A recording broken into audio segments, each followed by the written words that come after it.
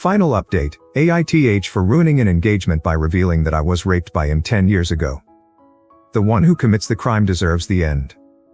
A little backstory is needed, so please stick with me. Growing up, I, F27, had a childhood friend Angie, F27, who was as close as a real sister. We spent entire weekends at each other's place, celebrated family events etc. from 6 years old till 18 years old. Elle even lived at her place in 2nd grade while my parents went through a nasty divorce.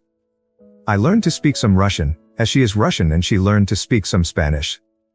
Needless to say, her older brother and little sister were like a family to me. During our teenage years she had her 2 male best friends, one whom she started dating, and another one, Nico, now 29, who was Russian as well, whom I started dating at 17. Growing up I had issues with a heart condition. I won't bore you with the details, but I had to take a lot of meds, but got healthier starting from 16. One didn't have to take them daily but only when my heart rate became irregular, but then immediately, as it would become extremely painful, my heart would cramp, I would start to hyperventilate. All my friends knew this, Nico included, and that I would black out if my meds got taken with alcohol. I didn't smoke much or drink much growing up as a result, since I was worried about my health and only did drink at home or in a safe setting. Legal drinking age is 16 here and I only drank wine or beer if at all. I had my first time with Nico at 17, and when my parents stayed at a retreat 2 weeks later he came over to have a date night. I did drink 1 glass of wine, but starting having health issues later resulting in me taking my meds and being unconscious. I was a bit sore the next morning but didn't think much about it. 2 weeks later I'm informing Nico that I'm late on my period and he starts to panic, confessing he had sex with me while I was unconscious. We had it before, so he didn't think much about it. Apparently he didn't have a condom, but since I was on the pill he figured it was alright, and he also didn't come in me, but in a tissue. I felt violated and disgusted by myself. I didn't know how to describe this and only told Angie about it.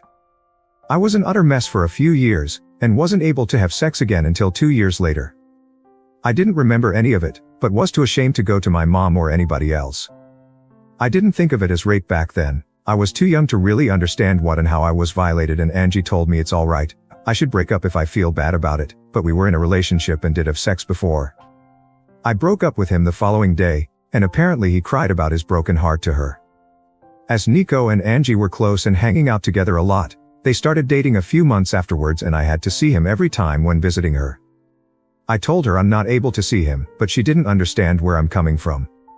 The contact stopped and we haven't texted or seen each other in years. I still followed her and her family and saw that her brother is expecting his first child. As I was extremely close with her family, I just commented on the Insta post expressing my gratitude when he reached out to me. I missed his wedding, but he wanted to ask if I would be interested in joining the baby shower as it's been years and we've been extremely close before. He told me I was like a third little sister. I just asked if Nico will be attending as well, as Angie and him have been dating for 9 years now, and he said yes. I didn't elaborate much but just expressed that I'll send a small present. He can give me his current address but won't be attending. He kept on pestering me what exactly happened all those years ago and why I'm not in their lives anymore.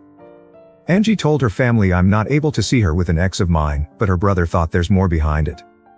This is when I think I could be the asshole. I told him the truth about what happened back then.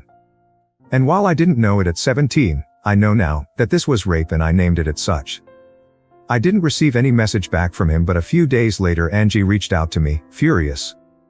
Nico had planned to propose during the baby shower, but Angie's brother is against it now, having learned why I stopped the contact. She loves Nico and will stay with him, but by doing so, her brother said she is no longer a part of his life, as he doesn't want his little baby girl in the same family as a rapist. Since then I've been getting messages from old school acquaintances, telling me I should have ignored it, and not told anybody. Since I didn't speak up back then I lost the right to do so now, and am a horrible person for ruining somebody's life over some stuff he did 10 years ago when he himself was a child as well. Update 1. First of all, I am immensely thankful for all the people who took the time to not only read through my story, but also comment. I read every single comment and tried to respond to as many as possible. It gave me a little bit of hope of compassion for victims of rape and also the courage to not cave to the backlash I received. Mental update. Reading all the messages defending my choices on speaking up made me realize how insecure I was on what I am allowed to do and how much I was trying to make it right to other people besides myself. This especially included Nico and Angie. All of you are right. If Nico had changed, he would have apologized, reached out, or tried to make amends in some way. Either when word got to him from his brother-in-law or at some earlier point in his life. My former best friend Angie should have been able to feel some sort of compassion if she had any respect for me as a human being or the time we spent together. Her reactions showed that I shouldn't hesitate on my actions. I went to therapy from 21 onwards and thought I moved on from the rape as best as I could, but I realized how ashamed I still am almost 10 years later about an incident that wasn't my fault at all. I was ashamed to speak up back then and afraid that people around me would look differently at me. And somehow I still felt bad about speaking up today, so I trying to own what happened to me now and not apologize for other people's behaviors, especially as they don't even show me respect. What happened since then? I archived every nasty message I got on WhatsApp so I wouldn't have to read them, but would have the proof if needed at a later point. Angie's mom called me the following day of the incident, crying. I shouldn't have answered the phone, but during the 10 years of friendship I saw her as an aunt, almost a second mom. She always joked that while her children would run around the house doing whatever, I would always take the time to drink a tea and talk with her, showing her more love and time than her actual children. While she said she's sorry for what has been and for what I went through as a child, she couldn't believe that I would ruin Angie's happiness over something like that. With Angie's brother refusing to have Nico as part of the family and Angie standing by Nico's side, it's divided their family and she is heartbroken. She has grown to love Nico like family as well and has known him for nothing more than a considerate young man who she knows will make her daughter happy. It wasn't nasty names or angry talk, just a heartbroken mother who faked to acknowledge my pain and saw the fault in me. Angie's mom tried to get me to apologize or to take it back, but I refused as I don't see the fault in me. With everything that has happened, I believe that Nico hasn't changed and is just hiding it better somehow. He can see how people are standing by him and supporting his behavior so he won't have to change. And that is something I didn't want to indulge. Angie's mom not even once used the word rape, and I tried to correct her every time she talked about it. Trying to name it for her to understand better, but she would just start sobbing more and it didn't make sense for us to continue to talk. Angie's mom used to be in contact with mine for some time, and she reached out to her after our talk. I was afraid that my mom would find out, since she's from a more conservative background. We had a long talk and I didn't get to see her, physically, yet, but she apologized for not being there for me or not making me feel like I can talk to her. I tried to calm her as best as I could, but when she asked me if my current partner knows I was used like that, I got angry. She was scared my partner would leave me if he found out, implying it was something that made me less precious or appealing. When she asked me to keep it a secret from our family abroad and in our country, I hung up. She was acting exactly the way I was afraid she would, as if it's something shameful. It was especially hard as I am trying my best to move away from the feeling of shame. She has since apologized, but it's clear that her view of me has changed. I don't yet know how to deal with it, but that's something to worry about in the next few weeks. As some of you suggested, I wrote Angie's brother, Sven, again and apologized for the mess, but I'm glad that it is out in the open and how proud I am that he's defending his family. I asked if his old email is still working as I would just send a gift card. He didn't respond, but I got a message from his wife 2 days ago. She thanked me for speaking up and informing them about Nico. There were apparently had a few moments that made her uncomfortable, some jokes Nico made, and in retrospective she can see why. Sven apparently informed her the moment he got my initial text, and both of them have since seen Angie but not Nico. She refuses to be in the same room or house as him, and same goes to their unborn daughter. Sven and Angie's mom has been at their place multiple times to beg to forgive Nico, and Sven caved a little. Angie and Nico will get married, Sven will attend but his wife will not.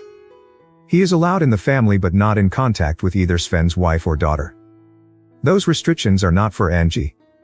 Sven was suffering trying to ease his mother's worries and is not able to take a stand and cut them out completely. This is a compromise they made without his wife's approval, and she told me she's trying her best to cut them out of their life indefinitely. She wanted to move back, closer to her family as well, and thinks this is a perfect opportunity but isn't sure if she can follow through. His wife told me she's terribly sorry for all the issues that came my way and it has been a lot trying to handle the situation on their side.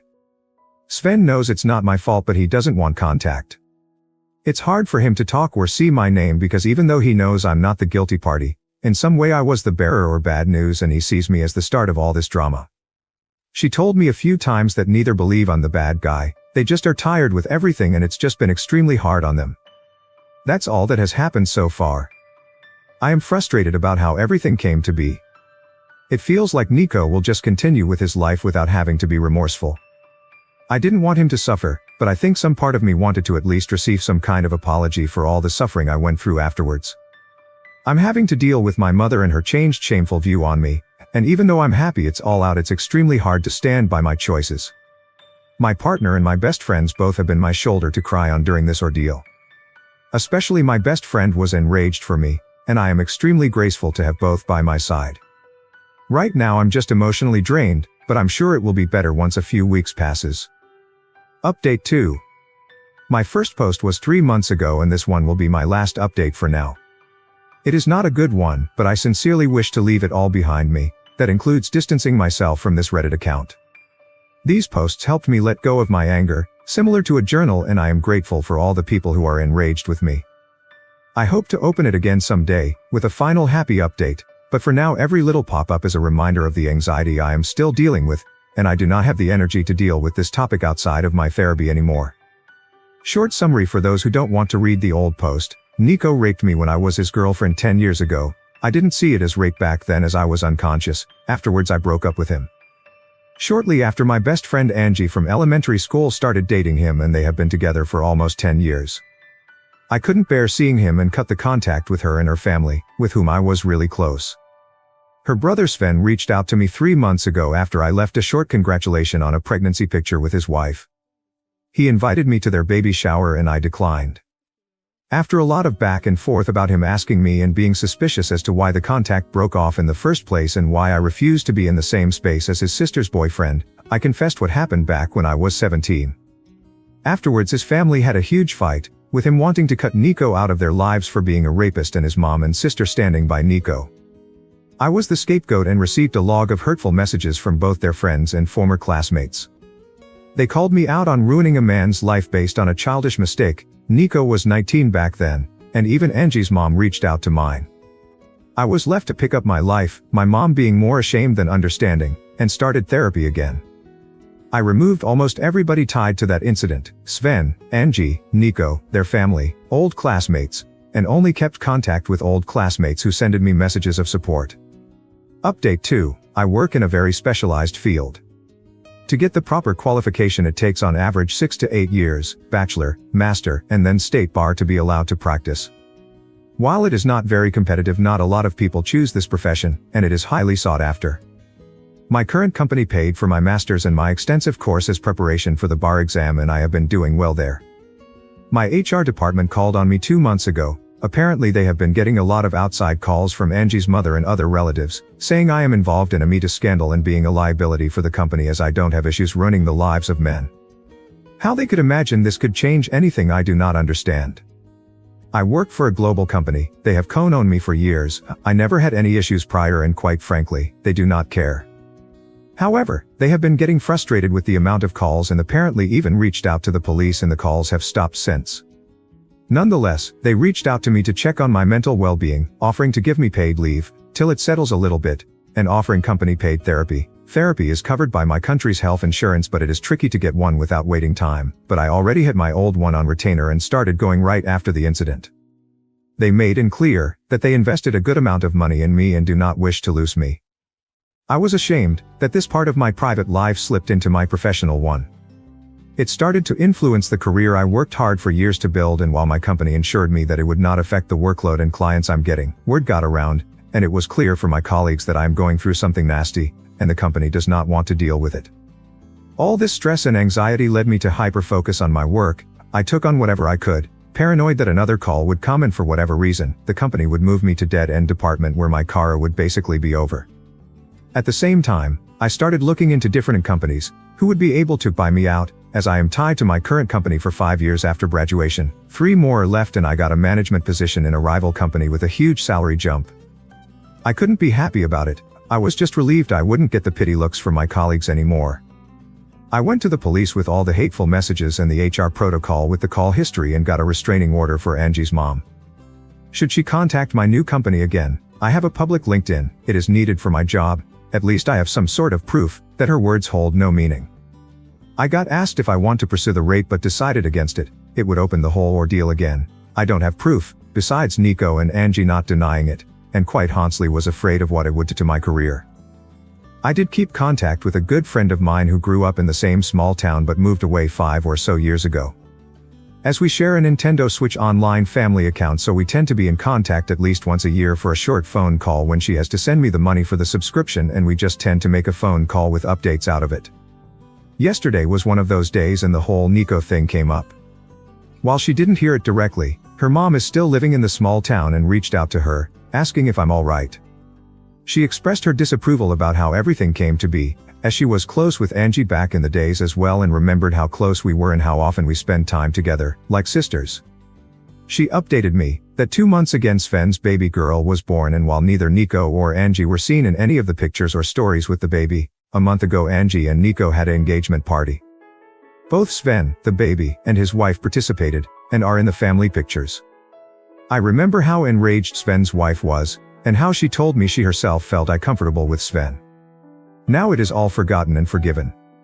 Nico's parents own a few houses and gifted Angie and Nico a house close to their home, and Sven and his wife apparently bought a house in the same street. It is as if nothing happened at all. Listening to my friend telling me the updates, I'm honestly not sure if I should have asked her to not tell me anything. I just feel empty and betrayed.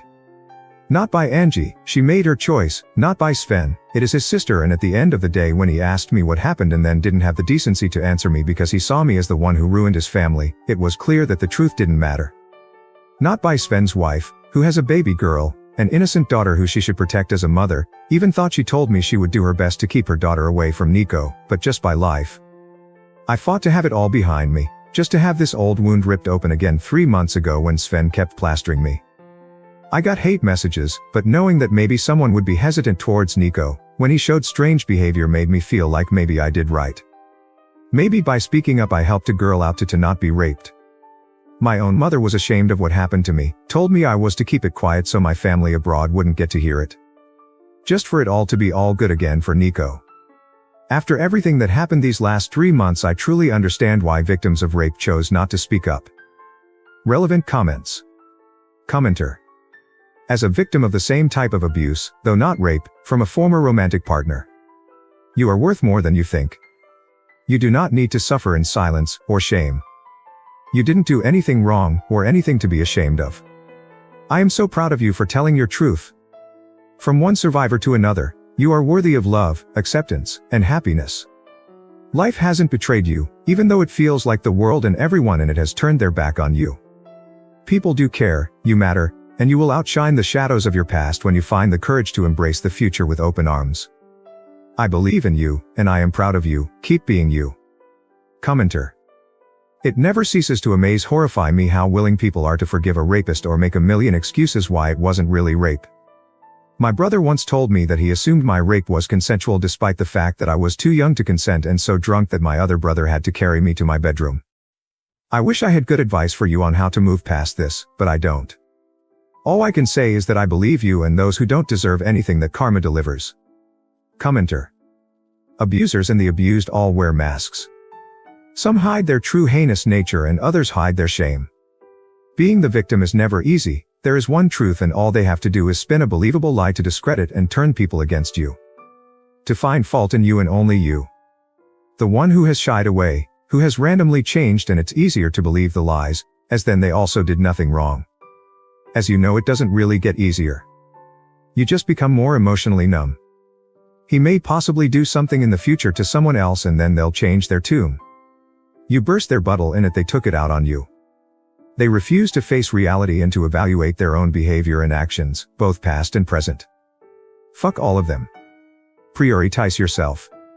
Protect yourself and live the best life possible. That's how you reclaim the part of you that's now forever different. Commenter. Having experienced rape as a teenager, it took me a long time to be able to call it that too. I can't tell you how many times I've thought about finding him on social media and confronting him, or thinking how I could blow up his life. I know I never will, because it's too painful. But I wanted to tell you that your bravery in confronting it and saying it out loud to those close to him is amazing. So in a way, you've also done it for people like me, thank you.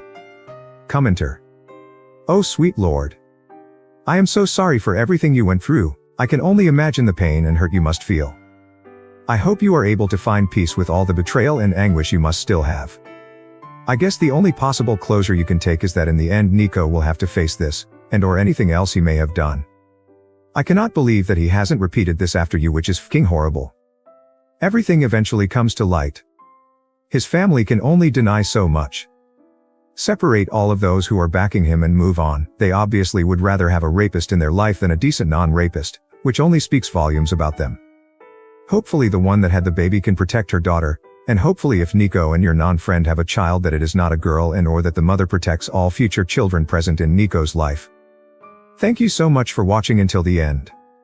If you enjoyed our videos, please don't forget to like, share, and subscribe to stay updated with our latest ones. Have a great day.